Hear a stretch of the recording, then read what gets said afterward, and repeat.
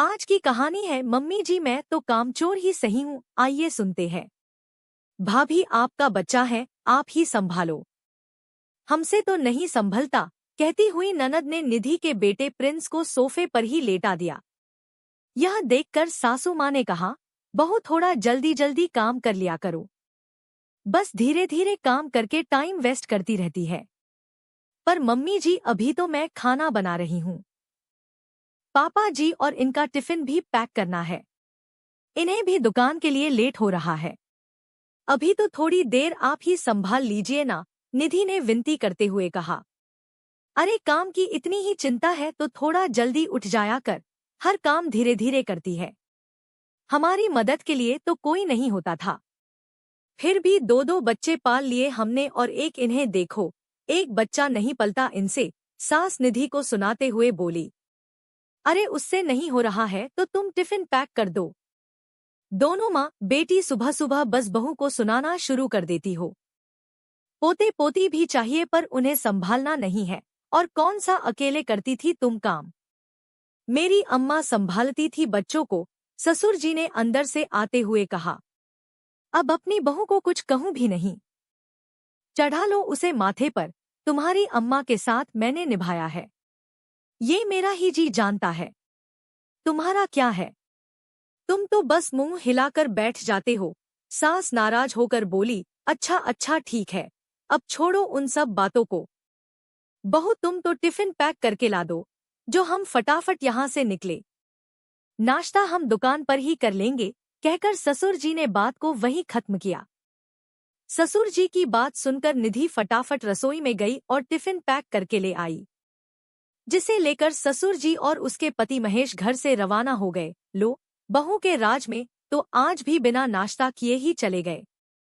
बहू तो कोई अनोखी माँ तो नहीं बनी है, जो माँ बनने के बाद घर में सबको सुबह सुबह भूखा ही रख देती है।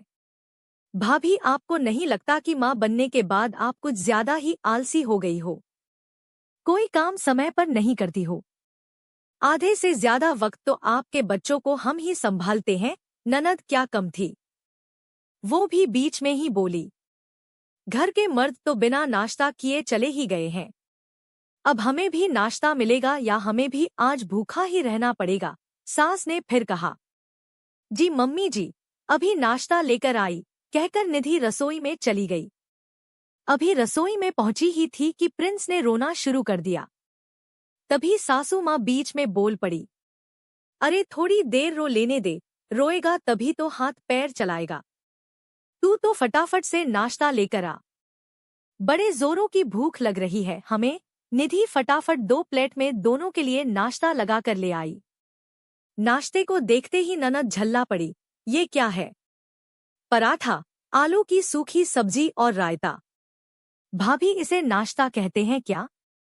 अरे हम आपके बच्चे को संभालते हैं, कम से कम खाना तो हमें ढंग का दे दिया करो। पर निधि ने उसकी बातों में दिमाग लगाना ठीक नहीं समझा, उसे तो अपने रोते हुए प्रिंस को संभालना था। दोनों को नाश्ता परोसकर फटाफट उसने प्रिंस को गोद में उठा लिया और उसे चुप कराने लगी। अब बेटा जो मिला है वही खा ले, इससे और क्या उम्मीद की जा सकती है। निधि प्रिंस को दूध पिलाने के लिए अंदर कमरे में लेकर जाने लगी। तभी सासू माँ ने कहा, अब जाने से पहले कम से कम पराठे का कैसरोल तो रख जा, अब क्या खाना खाते खाते हम लोग रसोई में उठकर पराठे लेने जाएंगे। निधि प्रिंस को लेकर ही रसोई में गई और कैसरोल उठाकर बाहर लाकर रख दिया।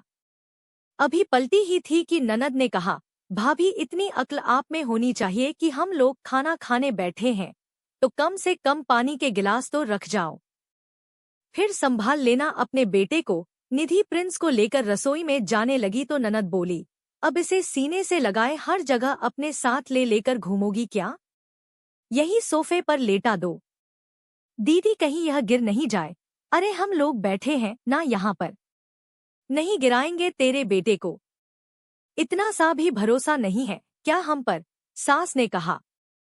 सास की बात सुनकर निधि ने अपने बेटे को वहीं लेटा दिया और अंदर रसोई में 2 गिलास पानी लेने चली गई।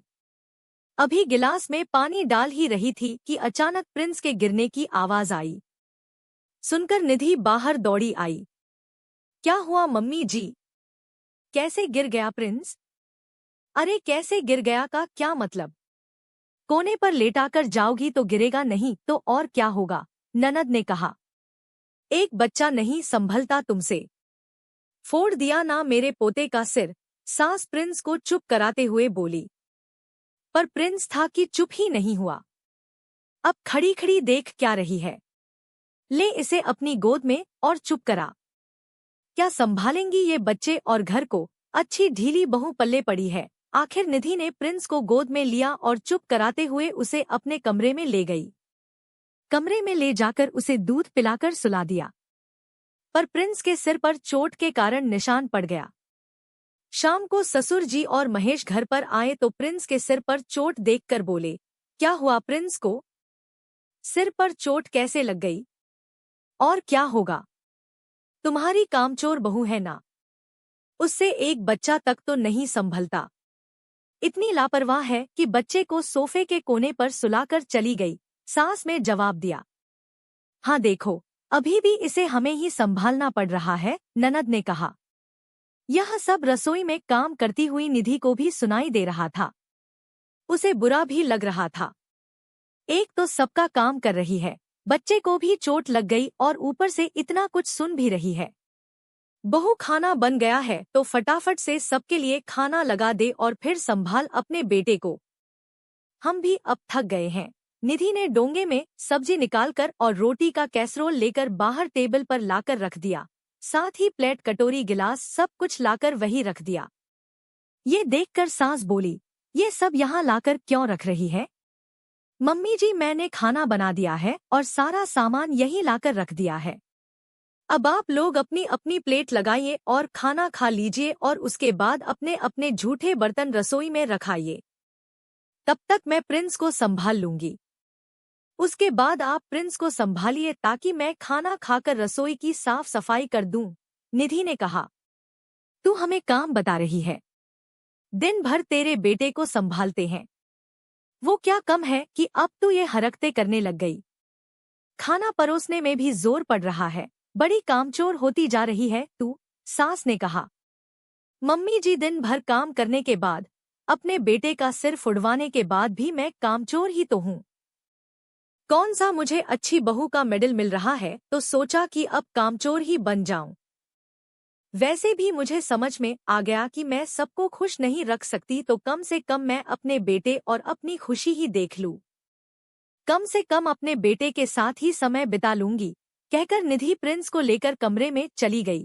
पीछे सास ननद भुनभुनाती रही, जबकि महेश और ससुर जी तो आराम से अपनी अपनी प्लेट परोसकर खाना खाने लग गए। खाना खा लेने के बाद में महेश ने प्रिंस को संभाला और निधि ने खाना खाया और रसोई की साफ सफाई कर अपने कमरे में आ गई, जबकि सास और ननद अभी भी बिना खाना खाए मुंह फुलाए बैठी थी। जबकि निधि ने एक बार भी उनसे नहीं कहा कि आप खाना खा लो, ये सोचकर कि जब भूख लगेगी तो अपने आप ही खा लेगी। आखिर ऐसे लोगों के लिए बेशर्म तो बनना ही पड़ता है।